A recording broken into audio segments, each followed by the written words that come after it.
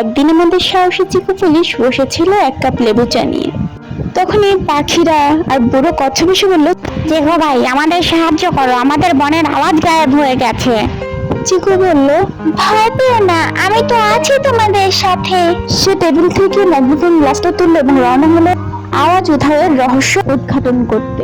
সে তার সাথে একটি ট্যাপ রেকর্ডার ঝুলিয়ে নিল যেন বনের আওয়াজ পরীক্ষা করতে পারে। সে দেখলো একদল বাদুড় পাথরের নিচে কি যেন লুকিয়ে রেখেছে। সে পাথরটির কাছে গেল এবং বের করে নিয়ে আসলো একটি শব্দ শোষণকারী যন্ত্র।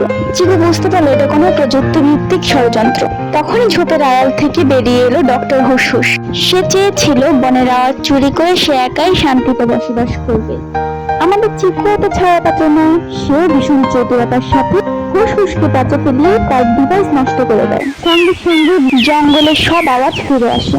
সবাই উল্লাসে চিকুকে ঘিরে ধরে আর একটা কথাই বলে, চিকু বাঁচিয়েছে আমাদের বন।